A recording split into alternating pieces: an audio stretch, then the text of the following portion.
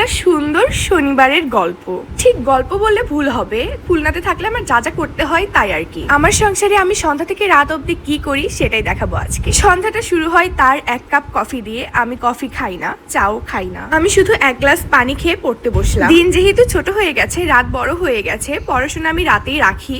আর দিনে অনেক কাজ থাকে, ভার্সিটি থাকে, অনেক কিছু। দিনে আমি আসলে পড়ার সময় পাই না, সো সবকিছু রাতে কমপ্লিট করে ফেলি, মানে কমপ্লিট করার চেষ্টা করি আর কি। পড়াশোনা শেষ করে ভাবছিলাম আজকে কি রান্না করব। আমার প্রচন্ড পুঁই শাক দিয়ে কিছু একটা খেতে ইচ্ছে করছে। তখন মনে হলো ফ্রিজে একটু শিং মাছের ডিম আছে, সেটা দিয়ে পুঁই শাক রান্না করি। চলে গিয়েছিলাম আমার বারান্দা বাগানে, সেখান থেকে আমি কিছু পুঁই শাক তুলে নিচ্ছিলাম। মাশাআল্লাহ, পাতাগুলো অনেক বড় বড় হয়েছে।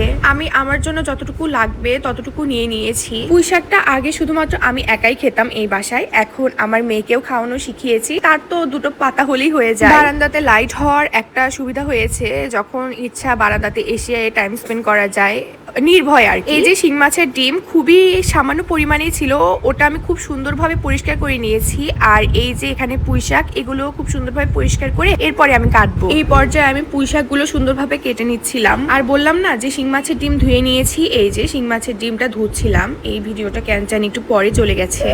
মাছের ডিমের গন্ধ এইসব আমার তেমন একটা ভালো লাগে না। আমি হাত খুব ভালোভাবে ধুয়ে নিলাম। আর আমার রান্না করতে করতে ক্ষুধা লেগে গেছে, সো আমি 3টা আঙ্গুর খেয়ে নিলাম। এখন আমার শুধু হেলদি ফুডের উপরেই থাকতে হবে। আর এখানে আমি সব প্রসেস করে এখন রান্নায় চলে গিয়েছিলাম। ফার্স্ট অফ অল তেল দিয়ে নিচ্ছিলাম, এরপরে পেঁয়াজ, তারপরে মরিচ, এরপরে মশলা টসলা যা লাগে তাই আর কি দিব। TQIU এর এই মাল্টি কুকারটা নেওয়ায় আমার কাজ খুব সহজ হয়ে গিয়েছে। আর এখানে রান্না খুব জলদি শেষ হয়ে যায়। আমার এখানে শুধু একটা জিনিসই প্যারা লাগে, সেটা হচ্ছে এই মাল্টি কুকারটা ধুতে আমার একটু প্যারা লাগে। ধোয়া ব্যতীত এটা সবকিছুই আমার ভালো লাগে, উপকারী একটা জিনিস। মাছের ডিমটা আমি ঢেলে দিলাম, এখন আমি মশলা দিয়ে দিব। মশলা দেওয়া শেষ হলে খুব সুন্দরভাবে একটু কষিয়ে নিব, এরপরেই আমি শাকগুলো ঢেলে দিব। যখন রান্না করছিলাম তখন ভাবছিলাম মুখে দেওয়া যাবে তো, কারণ এই প্রথম আমি রান্না করছি এইভাবে।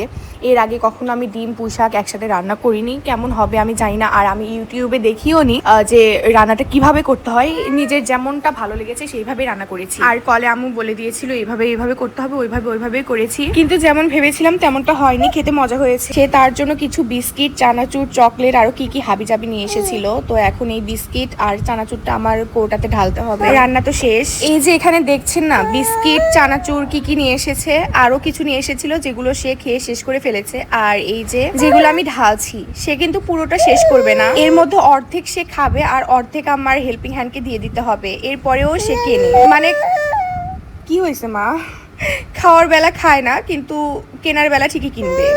যাই হোক, চানাচুরটাও ঢাললাম। এরপরে আমার মেয়ে কেমন করে, এরপরে আমি বিস্কিটগুলো ঢালছিলাম। সব শেষ করে চলে গিয়েছিলাম রান্নাঘরে। আমি বাবুর জন্য খাবার তৈরি করব, সাথে আমার রাতের খাবারটাও আমি তৈরি করে নিব। এখানে খাচ্ছিলাম লেবুর রস, আর একটু কুসুম গরম পানি দিয়েই খাবো লেবুর রসটা, সাথে একটা শসা ভিজিয়ে রেখেছি সেটাও খাবো। আর বাবুর জন্য যেটা তৈরি করছি সেটা হচ্ছে আপেল পিউরি। আপেলটা আমি পানিতে সিদ্ধ করিনি, পানিতে সিদ্ধ করলে যত গুণ আছে সব শেষ হয়ে যায়, সো আমি স্টিম করে নিচ্ছিলাম। এই TQIU এর মাল্টি কুকারটা আসার পর থেকে আমি যাবতীয় কাজ এখানেই করি। এরপরে কুসুম গরম লেবুর পানিটা নিয়ে আমি চলে গিয়েছিলাম বারান্দাতে, ফুলগুলো দেখছিলাম, ঠান্ডা বাতাস উপভোগ করছিলাম, সাথে গরম গরম লেবুর রস খাচ্ছিলাম।